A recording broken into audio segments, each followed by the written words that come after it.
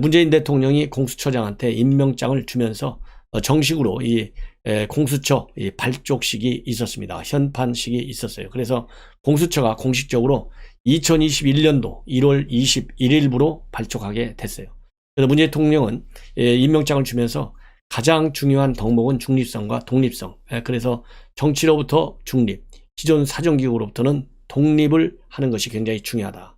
그렇지만은 이 공직사회의 고위 공직사회의 투명성과 청명성을 잘 지켜나가서 우리 사회가 더 공정하고 부패 없는 사회로 이끌어가는 견인차로 되어야 된다. 그래서 그러한 자긍심과 사명감을 가져야 된다. 그리고 적법 절차와 인권 친화적인 수사의 전범을 보여서 국민의 신뢰를 받는 것이 굉장히 중요하다. 그리고 이 검경 간의 협력도 상당히 중요하다. 이렇게 밝혔습니다.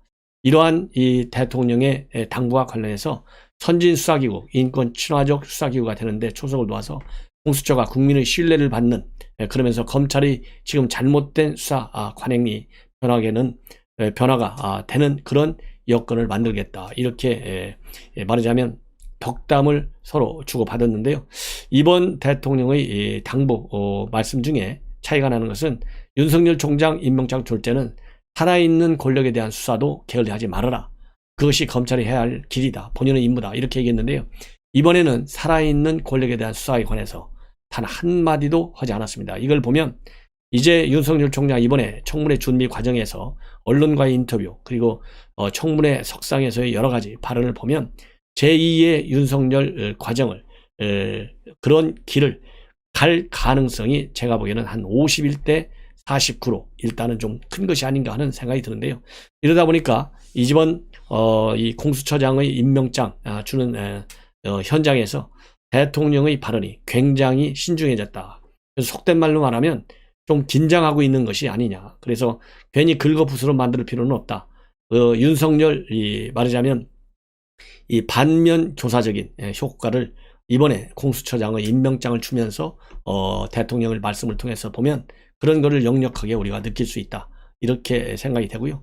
현판식을 행사를 하는데 당연히 추미애 장관이 현장에 참석했습니다. 그래서 추미애 장관이 뭐라고 했냐면 여전히 검찰 개혁을 잘 해야 되겠다. 그래서 이렇게 공수처를 출범시키고 여기까지 오게 된 데는 검찰 개혁을 바라는 대한민국의 정의를 바로 세워주길 바라는 촛불 국민의 염원이 있기 때문에 가능하다. 그러나 이것도 시작이다. 이제는 제대로 공직 부패를 근절하고 무소불위의 이 검찰 권한을 견제하면서 공수처가 제대로 된 권력기관의 모델로 거듭나야 한다. 이렇게 얘기했는데요.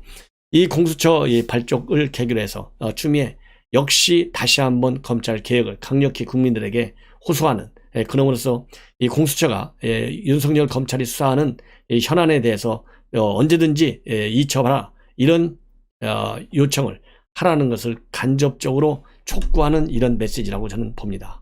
그래서 청문회 검증을 통과해 낸 김진욱 처장에 대한 국민적 기대를 잘 알고 있고 조속히 기구를 잘 정비해서 출범시켜서 국민의 기대에 어긋남이 없도록 해줬으면 좋겠다.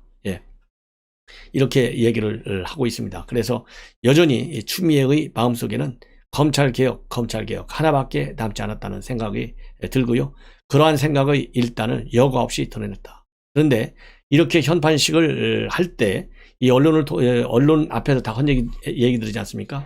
그걸로도 양이 안 차는 것 같아요. 그래서 조금 전에 또 제가 보기에는 고질병이에요. 이 야밤에 꼭 SNS를 올립니다. 그래서 조금 전에 페북에 또 글을 올렸어요. 글을 올렸는데 그 내용을 보면 공수처가 드디어 출범했다. 오르는 이 순간은 오로지 더 나은 대한민국을 염원해온 촛불 시민의 강력한 지지와 응원 덕분이다. 공수처의 앞날에 드리워진 숱한 난관도 눈앞에 어른거린다. 공수처 출범 이후에 해야 할 일 역시 태산이다. 이제 검찰 개혁의 확실한 마무리를 위해 당정청의 중단 없는 개혁 의지가 더욱 확고히 실현돼야 할 것이다. 공수처는 오직 국민과 역사 앞에 당당하고 떳떳한 자세로 법과 정의가 가리키는 대로만 튼튼하게 자림하길 바란다. 자리매김하길 바란다. 이렇게 얘기했거든요. 자, 이 중에서 말이죠. 또 검찰 개혁, 그 다음에 당정청의 중단 없는 개혁 의지. 그러니까 이 얘기는 무슨 얘기냐? 결국 공수처를 만든 이유 알지? 지금 윤석열 총장이 살아있는 권력 수사, 인사를 통해서도 안 되고 수사지휘권 발동을 통해서도 안 되고 감찰권 통해서도 안 되고 징계위원회와 감찰위원회를 열어서 잘라내려고 하는 것도 실패했으니 이제 당정청의 중단 없는 개혁 의지가 뭔지 알 것 아니냐. 그래서 공수처장이 이러한 엄중한 현실을 잘 받들어서 법과 정의가 제대로 자림하게 해라. 이 얘기는 법과 정의는요, 여기서 일반 사회학적으로 또 이 정치적으로 법률적으로 내려져 있는 우리가 통념적으로 통용되는 법과 정의가 아니라 선택적 정의, 즉 여권에 유리한 정의, 이것을 지금 의미하는 것이다 라고 평가하지 않을 수가 없습니다. 그리고 오늘 이 현판식에서도 말이죠, 이날이 언제 오나 조마조마한 순간이 많았고 많은 분이 걱정의 날밤을 보낼 것이다, 이렇게까지 얘기했거든요. 그러면서 문재인 정부가 김대인 정부 공약에 대한 마침표를 찍었다, 이렇게까지 얘기했어요. 이 얘기를 결국 보면 역시 김대중 정부 공약이라고까지 꺼냈어요. 그래서 지금 현재 이 추미애 장관의 경우에는 차기 총리를 노리는 거 아니겠어요? 그래서 차기 총리 리스트에 숏 리스트에 들어가 있다고 하는 언론 보도까지 나왔어요. 그리고 또 이러려면 지금 현재 친문 진영의 적극적인 지지는 이미 확보해 놨습니다. 그래서 청와대 청원이 40만을 넘기는 그런 아주 대대적인 지지의 열기를 받았어요. 그러다 보니까 이제 노무현 정부 이 세력들 또 지지를 확보했고 이제는 김대중 정부의 인사들의 지지를 확보해야 되겠다. 그래서 문재인 정부 플러스 김대중 정부 공약까지 꺼내 들은 것은 굉장히 집요하고 꼼꼼한, 그야말로 이 본인의 정치적인 목표를 위해서는 수단과 방법을 가리지 않는 추미애의 그야말로 이 저돌적 기질을 엿볼 수 있는 대목이 바로 김대중 정부 공약에 대한 마침표. 요거를 보시면 여러분들이 얼마나 지독한 분인지 충분히 짐작할 수 있을 것으로 생각이 듭니다. 그리고 여러분들 이제 궁금하실 텐데요. 이 공수처 검사 정원은 공수처장과 차장을 포함해서 25명, 그리고 수사관은 40명, 직원은 20명, 그래서 도합 85명 정도로 구성이 된다고 이해하시면 되겠습니다. 그리고 이제 자세한 21일자 평검사 542명의 인사 내용이 언론에 아주 세밀하게 이제 공개가 됐습니다. 그래서 이 인사는 2월 1일자로 실행이 되는데요. 사실상 25일 박범계 장관의 청문회가 예상돼 있기 때문에 이 마지막 검찰 인사권 행사로 되는데, 이번 인사의 특징은 추미애 장관한테 그동안 반기를 들었던 이 평검사들에 대한 자천 인사, 그 다음에 추미애 라인이라고 이 평판을 받고 있는 검사들의 영전 인사, 이렇게 이 좌천 인사와 영전 인사가 굉장히 엇갈릴 것이다 라는 예상이 많았는데요. 상당수 검사들이 현 소속 검찰청에 잔류하는 그런 인사 결과가 나왔습니다. 이렇게 된 이유는요, 여러 가지 측면에서 분석할 수 있는데, 작년 내내 인사학살 가지고 추미애가 얼마나 점수를 잃고 국민들의 기대, 그리고 검찰 내부의 반란이 얼마나 큰지를 알았잖아요. 그래서 이 직무정지 조치했을 때, 그리고 직무 배제 조치했을 때, 또 징계할 때 그야말로 대대적인 검사의 난이 발생했고, 특히 평검사들의 경우에는 99%의 평검사들이 검사의 반란을 일으키는데 동참을 했어요. 이걸 보고 추미애가 잃은 표는 절대 회복이 안 됩니다. 그래서 이런 데서 오는 철저한 반성 또는 떠나면서까지 이 검사들의 불만과 그리고 비판, 또 이 불꽃을 튀게 할 경우에는 본인이 갈 수 있는 정치적인 길에 더 이상 돌이킬 수 없는 상처를 준다, 이렇게 판단한 것 같아요. 그래서 이렇게 본인에게 반기를 들었던 검사들의 자천 인사를 안 하고 본인의 줄에 섰던 사람들의 영전 인사를 자제하게 된 것은 검사들 본인을 위해서라기보다는 본인의 정치적인 생명력을 제거하는 데 이용하기 위해서 이런 인사를 한 것으로 저는 그렇게 평가를 하고 싶습니다. 그래서 대표적으로 이 윤 총장 징계 국면에서 추장관 단독 사퇴를 처음으로 주장했던 장진영 천안지청 검사, 법무부 감찰관실에 파견돼서 윤 총장 불법 징계 청구 의혹을 처음으로 폭로한 이정화 대전지검 검사, 그 다음에 커밍아웃 했다고 공개 저격한 이환우 제주지검 검사, 모두 현 소속으로 그냥 잔류하는 걸로 그렇게 되어 있었고요. 라임 사건과 관련해서 술접대 의혹을 받은 검사 3명도 인사이동이 없었습니다. 그리고 라임 사건을 수사하는 남부지검 형사 6부, 옵티머스 사건 수사하는 중앙지검 경제범죄 형사부 평검사 이동도 없었다. 다만 월성 사건을 수사하는 대전지검 형사 5부의 김수민 검사와 김영원 검사가 각각 대검 검찰 연구관과 UN 마약범죄 사무국 파견 발령을 받아서 대전지검 월선 이 사건 수사 검사 둘이 이제 빠져나오는 그런 인사가 되었습니다. 그리고요, 채널A 사건을 수사했던 천재인 장태영 서울중앙지검 검사는 각각 수원과 안산지청으로 발령이 났습니다.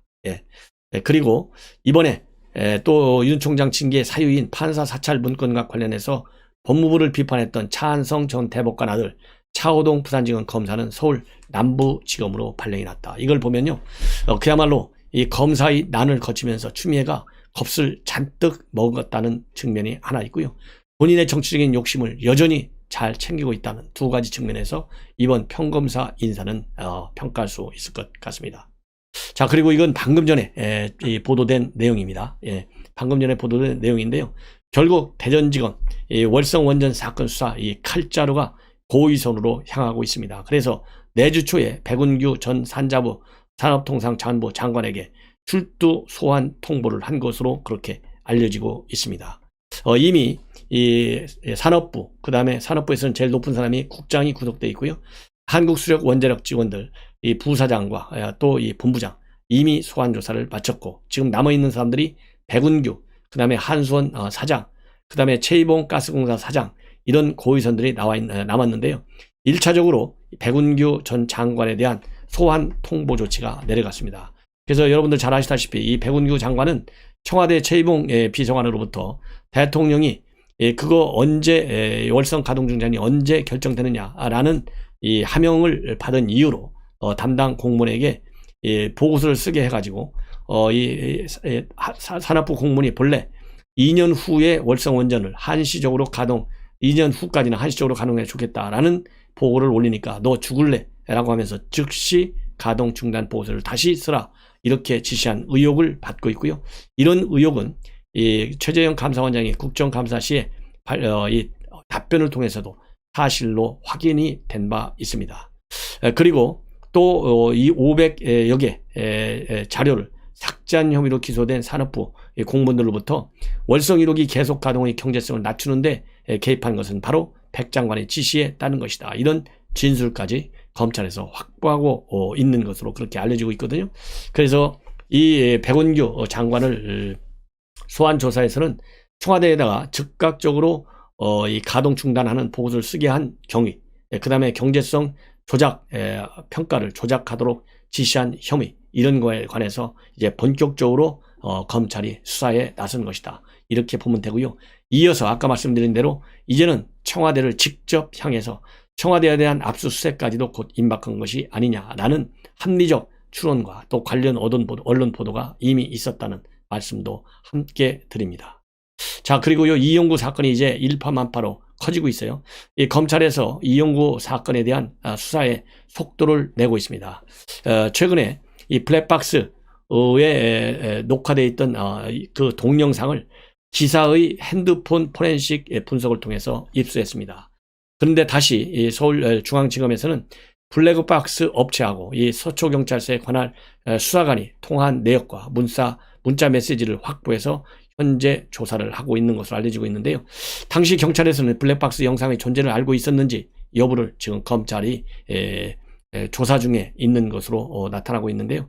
이런 걸 보면 그러니까 이 블랙박스 존재 여부를 경찰이 서초경찰서가 알면서도 이 내사 종결했다. 그러면은 이 서초경찰서 수사 당국자들도 상당한 말하자면 처벌이 불가피하고 검찰의 소환 조사도 불가피한 상황으로 지금 내몰리고 있다. 그래서 이 검찰에서 이제는 이용구 내사 종결 사건에 대한 본격적 수사, 그래서 이용구 차관에 대한 소환 조사도 임박해 있는 상황으로 보입니다. 자, 이제는요, 해군 총장, 최근에 관저에서 해군 참모총장이 참모부장 3명과 술을 곁들인 저녁 식사를 했다. 그래서 많은 지금 파장을 일으키고 있어요. 왜냐하면 방역 조치를 위반한 것이 아니냐. 그리고 또 이러한 회식이 있기 이전에 참모총장은 국방부의 부대관리 지침을 토대로 방역조치 정부 차원에서 내린 조치를 철저히 준수하라는 지시사항을 3차례나 내렸다고 합니다. 그럼에도 불구하고 본인이 술을 곁들인 저녁 식사를 한 것이 문제가 되고 있는데요. 그래서 이 사안에 관해서는 국방부 감사관실에서 이 국방부 장관의 지시에 따라서 19일부터 음주 경유를 포함해서 방역지침 위반 여부에 대한 감사를 진행 중에 있고, 감사 결과에 따라서 향후 이 부석종 해군 참모총장이 공개 사과를 할 가능성도 제기되고 있다고 합니다. 이제 마지막으로 하나만 더 여러분께 말씀을 드리겠습니다. 정현주, 여러분들 유명한 사람 아시죠? 전 KBS 사장. 그야말로 정권에 얼마나 편파적인 방송을 노무현 정부 때 했던지 아마 기억이 다 나실 겁니다. 그래서 최종적으로 이제 KBS에서 물러나 연임 퇴진 요구에 따라서 퇴진을 하고, 그러다 보니 그리고 이명박 정부 출범 후에 2008년도죠. 배임 의혹과 부실 경영 등의 이유로 해임이 됐어요. 그런데 이 해임 절차를 문제 삼아서 소송을 내가지고 최종적으로는 승소했습니다. 승소한 이후에 노무현 재단 이사 등을 지내고 2012년 대선 당시 문재인 후보의 유사 현장을 찾아가서 이 선거 지원 활동까지 했어요. 그런데 그 유명한 정현주 전 KBS 사장이 방송통신심의위원장에 내정된 것으로 그렇게 알려져 있습니다. 그래서 현 강상영 위원장의 임기는 이번 달 말일이기 때문에 만약에 검증, 특별한 일이 당연히 없지 않겠습니까? 검증에 문제 있어도 다 인사 발령되는 것이 문재인 정권의 특성이잖아요. 그래서 이 인사 검증이 끝나면 곧 발표가 있을 것이라고 합니다. 그런데 방송통신위원장은 강력급 인사이기 때문에 청문회를 거치지만 방송통신심의위원장은 대통령이 청문회 없이 바로 임명해서 임기가 개시되는 특성을 가지고 있다. 이러다 보니까요, 지금 현재 정현주가 만약에 2월 1일자로 발령이 날 경우에는 4월 재보궐선거, 그리고 내년에 지방선거와 대선에서 KBS를 비롯한 지금 그러지 않아도 언론 환경이 굉장히 기울어져 있지 않습니까? 얼마나 편파적으로 이 언론 정책을 이끌어갈지 우리가 짐작하고도 남잖아요. 그래서 야권에서는 즉각 철회하라, 이렇게 강력히 반발을 하고 있습니다. 시청자 여러분, 이것으로 방송을 마치겠습니다.